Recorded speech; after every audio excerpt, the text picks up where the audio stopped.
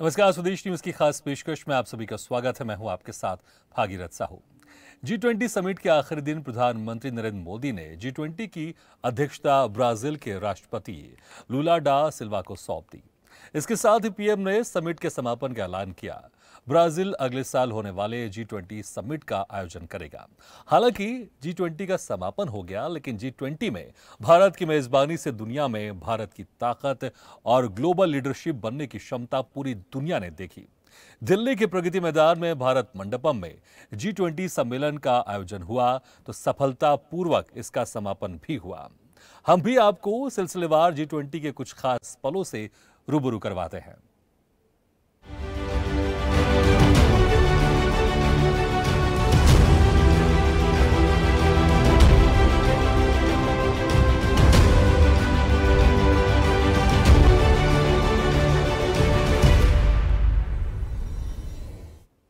आठ सितंबर से ही कई देशों के राष्ट्राध्यक्षों के आने का सिलसिला शुरू हो गया था और सबको एयरपोर्ट पर रिसीव करने के लिए अलग अलग केंद्रीय मंत्रियों को इसकी जिम्मेदारी दी गई थी। अमेरिका के राष्ट्रपति जो बाइडेन का स्वागत राज्य मंत्री वीके सिंह ने किया। ब्रिटिश प्रधानमंत्री ऋषि सुनक का स्वागत करने के लिए राज्य मंत्री अश्विनी चौबे को जिम्मेदारी दी गई थी। तो चीन के राष्ट्रपति शी जिनपिंग के बदले चीन के प्रधानमंत्री ली क्योंग G20 में शामिल हुए और उनका स्वागत राज्य मंत्री वीके सिंह ने किया। तो ऑस्ट्रेलियाई प्रधानमंत्री एंथनी अल्बनीज का स्वागत केंद्रीय राज्य मंत्री राजीव चंद्रशेखर ने किया। कुल मिलाके 20 देशों के राष्ट्राध्यक्षों या उनके प्रतिनिधियों का एयरपोर्ट पर जोरदार स्वागत किया गया। इसके अलावा कई देशों को भी भारत ने मेहमान के तौर पर इनवाइट किया था।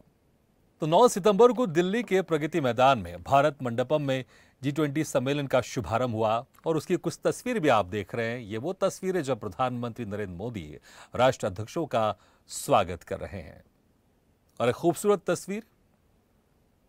पूरे देश ने भारत की ताकत देखी कि किस तरह से एक बड़े समिट का सफलतापूर्वक भारत देश ने इसका आयोजन किया और तस्वीरों से आप भव्यता का अंदाजा लगा सकते हैं कि कितना भव्य यह आयोजन था। भारत मंडपम में इस कार्यक्रम का आयोजन किया गया। तो 9 सितंबर को दिल्ली के प्रगति मैदान में भारत मंडपम में G20 सम्मेलन का शुभारंभ हुआ।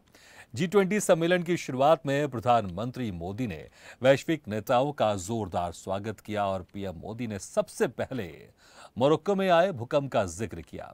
प्रधानमंत्री मोदी ने कहा कि इस दुख की घड़ी में पूरा विश्व मोरक्को के साथ खड़ा है। G20 शिखर सम्मेलन के पहले दिन के सत्र में प्रधानमंत्री मोदी ने कहा कि G20 का अब विस्तार होने जा रहा है। अफ्रीका यूनियन के आधिकारिक रूप से G20 में शामिल होने का ऐलान किया। प्रधानमंत्री मोदी ने ऐलान किया कि सभी देशों की सहमति से आज अफ्रीका यूनियन G20 का स्थायी सदस्य बनने जा रहा है। इस ऐलान के बाद सभी देश के नेताओं ने ताली बजाई और अफ्रीकन यूनियन के लीडर ने प्रधानमंत्री मोदी से गले मिलकर उनका धन्यवाद दिया। अफ्रीका यूनियन को सदस्यता मिलने से अफ्रीका के 55 देशों को फायदा होगा।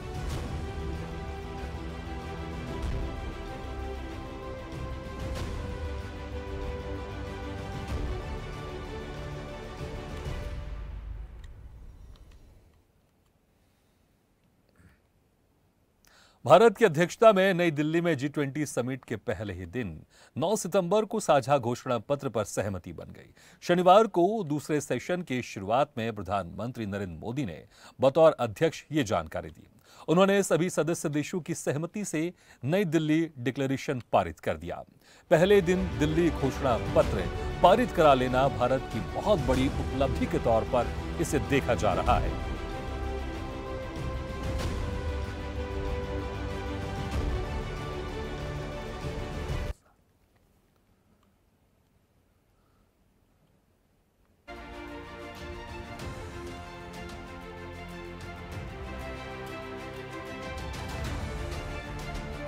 G20 शिखर सम्मेलन में नई दिल्ली घोषणा पत्र सर्वसम्मति से पास करवा के प्रधानमंत्री नरेंद्र मोदी ने न सिर्फ दुनिया को अपने वैश्विक नेतृत्व से परिचित कराया, बल्कि ये भी बताया कि वैश्विक नेताओं के साथ उनके किस तरह के आत्मीय रिश्ते हैं। इन रिश्तों के साथ उन्होंने भारत के सांस्कृतिक और लोकतांत्रिक इतिहास की भी जमकर ब्रांडिंग।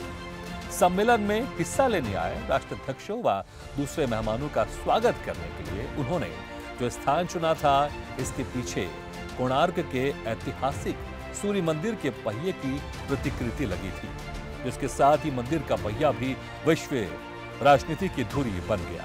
दुनिया भर में इसकी चर्चाएं होने लगी। दिल्ली में भारत की अध्यक्षता में हुए G20 समिट के पहले दिन 3 अहम उपलब्धियां मिली। नई दिल्ली घोषणा पत्र को सभी देशों से पास कराना, अफ्रीकी यूनियन को स्थायी सदस्यता मिलना और Bharat middle east Europe corridor deal होना। G20 शिखर सम्मेलन के पहले दिन Bharat middle east Europe economic corridor पर बेहद अहम समझौता हुआ। फिलहाल 8 देश इस इकोनॉमिक कॉरिडोर का हिस्सा है। इस डील को 10 साल में पूरा करने का टारगेट है। इसे चीन के 2 प्रोजेक्ट का जवाब माना जा रहा है, बेल्ट एंड रोड इनिशिएटिव और चाइना पाकिस्तान इकोनॉमिक कॉरिडोर यानी सीपेक। प्रधानमंत्री मोदी ने आईमिक को लेकर कहा कि ये भविष्य में भारत, पश्चिम एशिया और यूरोप के बीच आर्थिक एकीकरण का प्रभावी माध्यम होगा। ये पूरे विश्व में कनेक्टिविटी और विकास को सस्टेनेबल दिशा प्रदान करेगा।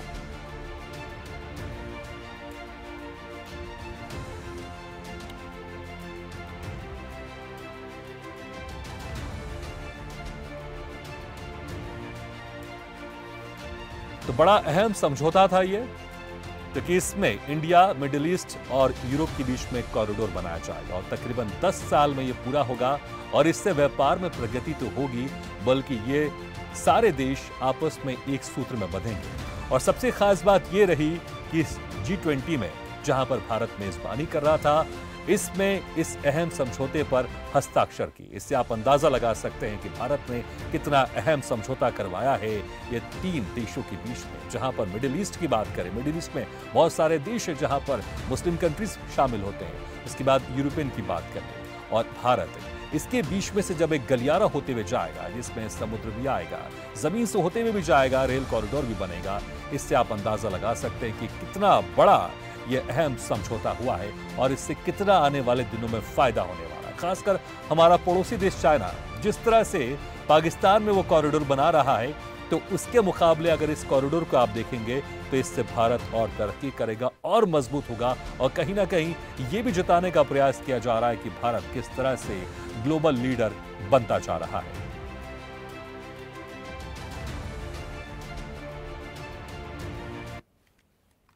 आज हम सब ने एक महत्वपूर्ण और ऐतिहासिक समझौता संपन्न होते हुए देखा है।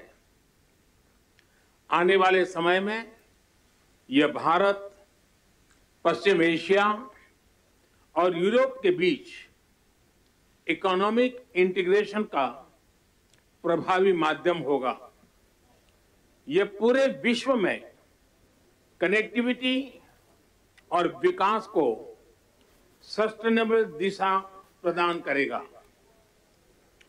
मैं हिज एक्सेलेंसी राष्ट्रपति Biden, his royal highness crown prince and prime minister Mohammed bin Salman, his royal highness राष्ट्रपति Sheikh Mohammed bin Zayed, his excellency राष्ट्रपति Macron, his excellency chancellor Scholz, her excellency प्रधानमंत्री मेलोनी और her excellency president von der Leyen, इन सबको इस initiative के लिए मैं बहुत बहुत बधाई देता हूं।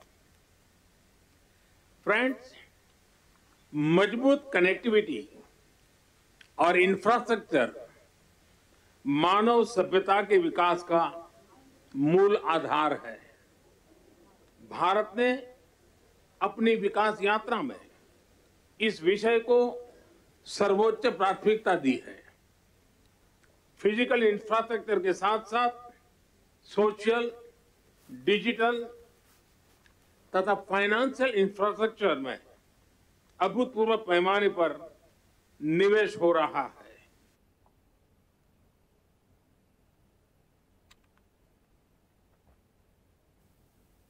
प्रधानमंत्री नरेंद्र मोदी ने G20 शिखर सम्मेलन के पहले सत्र वन अर्थ का शुभारंभ करते हुए सबसे पहले अफ्रीकन यूनियन के प्रतिनिधि को G20 के स्थायी सदस्य के रूप में आसन ग्रहण करवाया।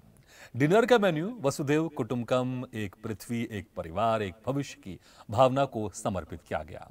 इसमें कश्मीरी कहवा, दार्जिलिंग की चाय, मुंबई पाव, अंजीर, आड़ू, मुरब्बा सहित कई देश भर की मशहूर डिश को शामिल किया गया है।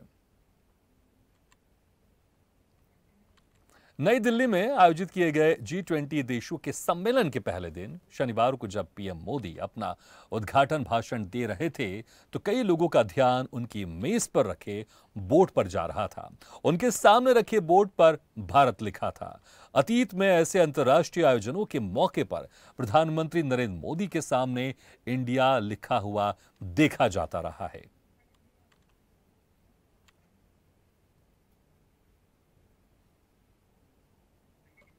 अमेरिकी राष्ट्रपति जो बाइडेन ने कहा कि यह वास्तव में एक बड़ी बात है। मैं पीएम मोदी को धन्यवाद देना चाहता हूं। एक पृथ्वी, एक परिवार, एक भविष्य, यही इस G20 शिखर सम्मेलन का फोकस है और कई मायनों में यह भी है इस साझेदारी का फोकस जिसके बारे में हम आज बात कर रहे हैं। टिकाऊ, लचीले बुनियादी ढांचे का निर्माण, गुणवत्तापूर्ण बुनियादी ढांचे में निवेश करना और बेहतर भविष्य का निर्माण करना। G20 पर भारत, ब्राजील, दक्षिण अफ्रीका और अमेरिका ने संयुक्त बयान जारी किया। बयान में कहा गया, हम भारत, ब्राजील, दक्षिण अफ्रीका और संयुक्त राज्य अमेरिका के नेताओं ने नई दिल्ली में G20 नेताओं के शिखर सम्मेलन के दौरान मुलाकात की। हम सभी समस्याओं के समाधान के लिए अंतर्राष्ट्रीय आर्थिक सहयोग के प्रमुख मंच के रूप में G20 के प्रति अपनी साझा प्रतिबद्धता की पुष्टि करते हैं। भारत मध्य पूर्व यूरोप आर्थिक कॉरिडोर और वैश्विक बुनियादी ढांचे और निवेश के लिए साझेदारी कार्यक्रम में प्रधानमंत्री नरेंद्र मोदी ने कहा, मेरे मित्र राष्ट्रपति जो बाइडेन के साथ मुझे इस आयोजन की अध्यक्षता करते हुए बहुत खुशी हो रही है। आज हम सब ने एक महत्वपूर्ण और ऐतिहासिक समझौता संपन्न होते हुए देखा है। आने वाले समय में भारत पश्चिम एशिया और यूरोप के बीच आर्थिक एकीकरण का प्रभावी माध्यम होगा। यह पूरे विश्व में कनेक्टिविटी और विकास को टिकाऊ दिशा प्रदान करेगा। भारत की मजबूत नींव रख रहे हैं। हमने ग्लोबल साउथ के अनेक देशों में एक विश्वसनीय पार्टनर के रूप में energy, railway, water, technology parks जैसे क्षेत्रों में इंफ्रास्ट्रक्चर प्रोजेक्ट्स इंप्लीमेंट किए हैं। इन प्रयासों में हमने डिमांड ड्रिवन और ट्रांसपेरेंट अप्रोच पर विशेष रूप से बल दिया है। PGII के माध्यम से हम ग्लोबल साउथ के देशों में इंफ्रास्ट्रक्चर गैप को कम करने में महत्वपूर्ण योगदान दे सकते हैं। फ्रेंड्स, भारत कनेक्टिविटी को क्षेत्रीय सीमाओं में नहीं मापता। सभी क्षेत्रों के साथ कनेक्टिविटी बढ़ाना भारत की मुख्य प्राथमिकता है। हमारा मानना है कि कनेक्टिविटी विभिन्न देशों के बीच आपसी व्यापार ही नहीं, आपसी विश्वास भी बढ़ाने का स्रोत है। कनेक्टिविटी इनिशिएटिव्स को प्रमोट करते हुए कुछ मूलभूत सिद्धांतों का सुनिश्चित किया जाना महत्वपूर्ण है, जैसे अंतर्राष्ट्रीय नॉर्म्स, रूल्स तथा लॉज का पालन, सभी देशों की संप्रभुता और क्षेत्रीय अखंडता का सम्मान, डेट बर्डन की जगह फाइनेंशियल वायबिलिटी को बढ़ावा देना और पर्यावरण के सभी मापदंडों का पालन करना। आज जब हम कनेक्टिविटी का इतना बड़ा इनिशिएटिव ले रहे हैं, तब हम आने वाली पीढ़ियों के सपनों के विस्तार के बीज बो रहे हैं। मैं इस ऐतिहासिक अवसर पर सभी लीडर्स को मैं बहुत बहुत शुभकामनाएं देता हूं और सबका बहुत बहुत धन्यवाद करता हूं। G20 घोषणा पत्र में रूस का सीधे तौर पर नाम नहीं लिया गया। इसमें यूक्रेन युद्ध लिखा है। इसमें कहा गया कि यूक्रेन में युद्ध के संबंध में बाली में चर्चा को याद करते हुए हमने संयुक्त राष्ट्र सुरक्षा परिषद और संयुक्त राष्ट्र महासभा में अपनाए गए अपने राष्ट्रीय पदों और प्रस्तावों को दोहराया। इस बात पर जोर दिया कि सभी राज्यों को संयुक्त राष्ट्र चार्टर के उद्देश्यों और सिद्धांतों के अनुरूप कार्य करना चाहिए। संयुक्त राष्ट्र चार्टर के अनुरूप सभी राज्यों को किसी भी राज्य की क्षेत्रीय अखंडता और संप्रभुता का, राजनीतिक स्वतंत्रता के खिलाफ क्षेत्रीय अधिग्रहण की धमकी या बल के उपयोग से बचना चाहिए। परमाणु हथियारों का उपयोग या उपयोग की धमकी अस्वीकार्य है। तो वहीं दूसरे दिन सम्मेलन की शुरुआत होने से पहले विदेशी मेहमान दिल्ली के राजघाट पर राष्ट्रपिता महात्मा गांधी को श्रद्धांजलि देने पहुंचे। इतिहास में यह पहली बार है जब पीएम मोदी समेत दुनिया के तमाम ताकतवर नेता महात्मा गांधी की समाधि राजघाट पहुंचे और सभी ने एक साथ बापू को नमन किया। भारतीय प्रधानमंत्री नरेंद्र मोदी के साथ अमेरिकी राष्ट्रपति जो बाइडेन, इंडोनेशिया के राष्ट्रपति जोको विडोडो और अन्य G20 नेताओं ने महात्मा गांधी स्मारक राजघाट पर श्रद्धांजलि अर्पित की।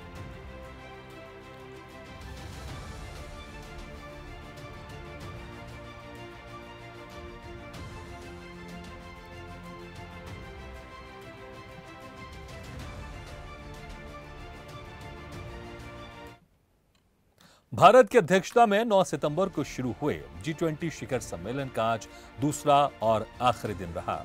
G20 समिट के पहले दिन ही नई दिल्ली G20 लीडर्स घोषणा पत्र पर सभी देशों की सहमति हो गई, जो कि एक बड़ी सफलता के रूप में देखा जा रहा है। सम्मेलन के पहले दिन का पहला सत्र वन अर्थ और दूसरा सत्र वन फैमिली पर आधारित रहा। तो वहीं 83 बिंदुओं वाले घोषणा पत्र में बातें अहम हैं। मसलन G20 समूह ने कहा कि मजबूत, दीर्घकालिक, संतुलित और समावेशी विकास में तेजी लाने के लिए काम किया जाएगा और सतत विकास के लिए 2030 के एजेंडे को लागू करने की दिशा में काम होगा। घोषणा पत्र में कहा गया कि हम शांति के लिए सभी धर्मों की प्रतिबद्धता को स्वीकार करते हैं और नस्लवाद और असहिष्णुता के अन्य रूपों समेत आतंकवाद के सभी रूपों की निंदा करते हैं। घोषणा पत्र में कहा गया कि हम सुनिश्चित करेंगे कि कोई भी पीछे ना छूटे। हम 2030 एजेंडा के कार्यान्वयन में तेजी लाने के लिए भारतीय राष्ट्रपति पद के प्रयासों की सराहना करते हैं। इस घोषणा पत्र में रूस के विदेश मंत्री की मौजूदगी के बावजूद यूक्रेन युद्ध का जिक्र है। रूस और उसके समर्थक देशों की मौजूदगी में यूक्रेन युद्ध की निंदा की गई। पश्चिमी देशों और रूस के बीच भारत ने मध्यस्थता की जो कोई नहीं कर पाया।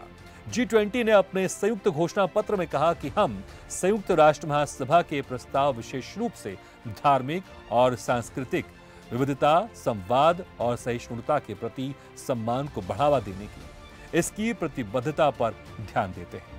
घोषणा पत्र में कहा गया कि हम विकसित देशों से अपनी संबंधित ODA प्रतिबद्धताओं को पूरी तरह से पूरा करने का आह्वान करते हैं। इस घोषणा पत्र में आगे कहा गया कि हम महिलाओं के नेतृत्व वाले विकास को प्रोत्साहित करते हैं और वैश्विक चुनौतियों से निपटने और समाज के सभी क्षेत्रों के रूप में योगदान देने के लिए निर्णय निर्माताओं के रूप में महिलाओं की पूर्ण, समान, प्रभावी और सार्थक भागीदारी बढ़ाने के लिए प्रतिबद्ध हैं। घोषणा पत्र में आगे कहा गया कि हम भारत की G20 अध्यक्षता के दौरान स्टार्टअप 20 एंगेजमेंट ग्रुप की स्थापना और इसके जारी रहने का स्वागत करते हैं। इसके अलावा घोषणा पत्र में हम डिजिटल सार्वजनिक बुनियादी ढांचे के माध्यम से वित्तीय समावेशन और उत्पादकता लाभ को आगे बढ़ाने के लिए स्वैच्छिक और गैर बाध्यकारी G20 नीति सिफारिशों का समर्थन करते हैं। इसके साथ ही नई दिल्ली घोषणा पत्र में निजी व्यवसाय को लेकर कहा गया कि हम सतत विकास को गति देने और आर्थिक परिवर्तन को आगे बढ़ाने में निजी उद्यम की महत्वपूर्ण भूमिका को पहचानते हैं।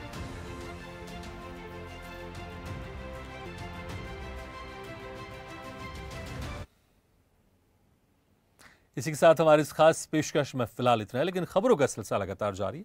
आप देखते रहिए स्वदेश न्यूज। सबसे पहले देश।